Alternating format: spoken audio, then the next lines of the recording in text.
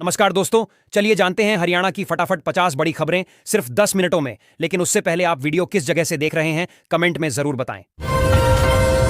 हरियाणा के मुख्यमंत्री सैनी ने कुरुक्षेत्र में घोषणा की कि राज्य के 7,000 भूमिहीन परिवारों को जल्द 100-100 गज के प्लॉट मिलेंगे। सरकार पात्र परिवारों की पहचान कर आवंटन प्रक्रिया तेज कर रही है। यह कदम गरीब परिवारों को स्थायी आवास और सामाजिक सुरक्षा देने के उद्देश्य से उठाया गया है। हरियाणा सरकार ने परिवार पहचान पत्र में आय सत्यापन की प्रक्रिया में बदलाव किया है। अब आय प्रमाणन अधिक सरल और पारदर्शी होगा, जिससे पात्र परिवारों को सरकारी योजनाओं का लाभ तेजी से मिल सकेगा। सरकारी विभागों ने नई प्रक्रिया लागू करने के निर्देश दिए हैं। हरियाणा में रोडवेज बस पलटने की घटना पर परिवहन मंत्री अनिल विज ने जांच के आदेश दिए हैं। साथ ही एडवाइजरी जारी कर बसों की अधिकतम रफ्तार 60 किलोमीटर प्रति घंटा तय की गई है।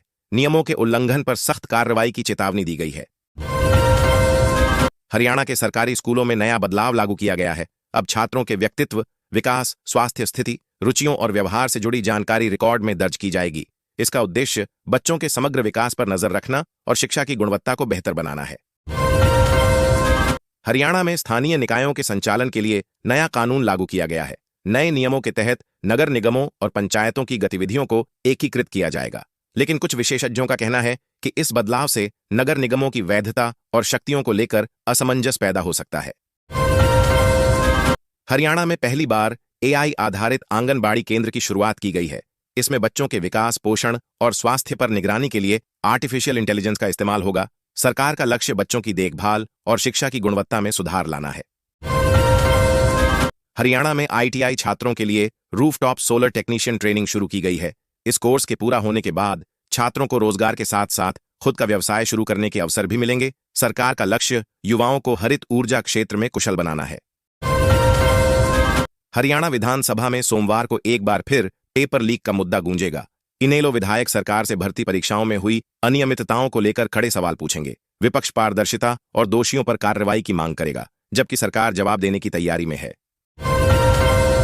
हरियाणा के सिरसा जिले में रोडवेज के कंडक्टर और ड्राइवर को सस्पेंड कर दिया गया है। अधिकारियों ने कहा कि कार्रवाई किसी अनियमितता या नियम उल्लंघन के चलते की गई है। मामले की जांच जारी है और दोषी पाए जाने पर कड़ी कार्रवाई की जाएगी। हरियाणा के रेवाड़ी में 22 से 24 दिसंबर तक निशुल्क सहायक उपकरण जांच शिविर का आयोजन किया जाएगा। इस दौरान वरिष्ठ विशेषज्ञ लोगों के सहायक उपकरणों की जांच करेंगे और आवश्यक सुधार या सलाह प्रदान करेंगे। शिविर का उद्देश्य विशेष जरूरत वाले लोगों को बेहतर सुविधा देना है। हरियाणा के मुख्यमंत्री नायब सिंह सैनी ने कहा कि प्रदेश के भूमिहीन परिवारों को जल्द 100-100 गज के प्लॉट आवंटित किए जाएंगे। सरकार पात्र परिवारों की पहचान कर प्रक्रिया तेज कर रही है। योजना का उद्देश्य गरीबों को स्थायी आवास और सामाजिक सुरक्षा देना है। हरियाणा के रेवाड़ी में पेयजल संकट को कम करने के लिए नई पहल की गई है। जिले में नए जल भंडारण टैंक का निर्माण शुरू कर दिया गया है। वहीं जल प्रबंधन सुधार के तहत फिलहाल ब्लॉक बनाने की योजना पर रोक लगा दी गई है। परियोजना से जल आपूर्ति सुधारने की उम्मीद है। हरियाणा के हथिनीकुंड बैराज पर डायाफ्राम वॉल का निर्माण कार्य दोबारा शुरू कर दिया गया है। इस परियोजना की अनुमानित लागत 146 करोड़ रुपए है। कार्य पूरा होने पर बैराज की सुरक्षा और जल संचयन क्षमता बढ़ेगी, साथ ही क्षेत्र में बाढ़ नियंत्रण में भी मदद मिलेगी। हरियाणा में एक भाजपा नेता के घर प्रवर्तन निदेशालय ने छापा मारा। कार्रवाई में 2 करोड़ रुपए नकद, 6 किलो सोना और 300 किलो चांदी बरामद होने की बात सामने आई है। जांच में डंकी रूट से जुड़े कथित काले कारोबार और हवाला नेटवर्क का खुलासा हुआ। जांच जारी है। हरियाणा के रोहतक में एक एएसआई और कांस्टेबल को सस्पेंड कर दिया गया है। एसपी सुरेंद्र भौरिया ने मामले में सख्त कार्रवाई करते हुए कहा कि नियम उल्लंघन पर कोई भी छूट नहीं मिलेगी। जांच 2 जारी है और दोषियों के खिलाफ कड़ी कार्रवाई की जाएगी। हरियाणा के पानीपत में 100 बेड वाला मातृ शिशु अस्पताल 31 दिसंबर तक पूरा होने की योजना है। स्वास्थ्य मंत्री ने बताया कि अस्पताल के बनने के बाद माताओं और शिशुओं को बेहतर स्वास्थ्य सेवाएं उपलब्ध होंगी और क्षेत्र में स्वास्थ्य सुविधाओं में सुधार होगा। विकसित भारत रोजगार योजना के तहत युवाओं को रोजगार और कौशल विकास के अवसर मिलेंगे। इसका उद्देश्य बेरोजगारी घटाना, उद्यमिता बढ़ाना और देश की आर्थिक स्थिति को मजबूत करना है। सरकार का दावा है कि यह योजना देश के भविष्य को बदलने में महत्वपूर्ण भूमिका। हरियाणा में पुलिस ने एक आरोपी को गिरफ्तार किया है, जो स्कूल प्रबंधक से रंगदारी मांगने के आरोप में था। अधिकारी बता रहे हैं कि आरोपी के खिलाफ सख्त कार्रवाई की जाएगी। मामले की जांच जारी है और अन्य संदिग्धों की पहचान के प्रयास किए जा रहे हैं। हरियाणा के पंचकूला में मंत्री विपुल गोयल की अध्यक्षता में जन समस्याओं के समाधान को लेकर बैठक हुई।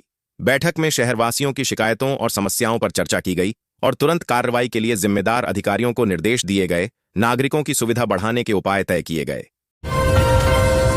यमुना नदी पर बन रहे नए पुल के पूरा होने से अलीगढ़ और पलवल के बीच की दूरी 35 किलोमीटर कम हो जाएगी। इससे सफर का समय घटेगा और परिवहन सुविधा बेहतर होगी।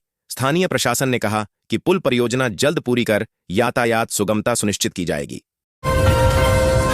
हरियाणा के 10वीं में 1500 टॉपर विद्यार्थियों को 12,000 रुपये की छात्रवृत्ति दी जाएगी। योजना की जल्द शुरुआत की जाएगी। इसके लिए नियम और प्रक्रिया जल्द घोषित की जाएगी ताकि योग्य छात्रों को आर्थिक सहायता मिल सके और उनकी पढ़ाई में प्रोत्साहन बढ़े। हरियाणा में ठंड और घने धुंध के कारण लोगों की मुश्किलें बढ़ गई हैं। प्रशासन ने वाहन चालकों और नागरिकों को सतर्क रहने की चेतावनी जारी की है। दुर्घटना रोकने के लिए गति कम रखने और सुरक्षा नियमों का पालन करने पर जोर दिया गया है। हरियाणा की बसों में जल्द ऑटोमेटिक टिकटिंग सिस्टम लागू किया जाएगा। इसके साथ ही एक मोबाइल ऐप के जरिए बसों की रियल टाइम ट्रैकिंग भी की जा सकेगी। यह कदम यात्रियों को सुविधा और पारदर्शिता दोनों प्रदान करेगा। स्वास्थ्य मंत्री ने रैशनलाइजेशन की प्रक्रिया को लागू करने से साफ इनकार कर दिया है। मंत्री ने कहा कि मौजूदा कर्मचारियों और सेवाओं पर कोई असर नहीं पड़ेगा और स्वास्थ्य विभाग अपनी वर्तमान व्यवस्थाओं के साथ काम जारी। कुरुक्षेत्र में दूसरे दिन भी एनआईए की टीम सक्रिय रही। एजेंसी अवैध हथियार तस्करी के मामले की जांच कर रही है। इलाके में छापेमारी और साक्ष्य जुटाने का काम जारी है। अधिकारियों ने कहा कि दोषियों के खिलाफ सख्त कार्रवाई की जाएगी और जांच गहन रूप से चल रही है। हरियाणा सरकार ने प्राथमिक शिक्षा के नियमों में बदलाव किया है। नए प्रावधानों के तहत 6 वर्ष से कम आयु के बच्चों को कक्षा 1 में प्रवेश नहीं मिलेगा। शिक्षा विभाग ने निर्णय राष्ट्रीय शिक्षा नीति के अनुरूप है और बच्चों के विकास को ध्यान में रखकर लिया गया है। हरियाणा में राशन वितरण व्यवस्था को और सुदृढ़ किया जाएगा। सरकार ने राज्य भर में 4,000 नए राशन डिपो खोलने का निर्णय लिया है। इससे उपभोक्ताओं को घर के नजदीक राशन मिलेगा और वितरण प्रणाली अधिक पारदर्शी व सुगम बनेगी। हरियाणा में मनरेगा के तहत पिछले 3 वर्षों में 8,193 श्रमिक परिवारों को रोजगार मिला है। यह जानकारी केंद्रीय मंत्री ने दी। उन्होंने बताया कि सरकार ग्रामीण क्षेत्रों में रोजगार सृजन और श्रमिकों की आय बढ़ाने के लिए लगातार योजनाओं को प्रभावी ढंग से लागू कर रही है। अरावली की पहाड़ियों में डबल टनल बनाने की योजना को मंजूरी मिली है।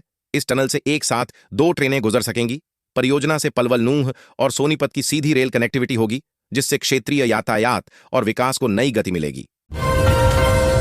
हरियाणा के 10वीं में 1500 टॉपर विद्यार्थियों को 12,000 रुपये की छात्रवृत्ति दी जाएगी। योजना की जल्द शुरुआत की जाएगी। इसके लिए नियम और प्रक्रिया जल्द घोषित की जाएगी ताकि योग्य छात्रों को आर्थिक सहायता मिल सके और उनकी पढ़ाई में प्रोत्साहन बढ़े।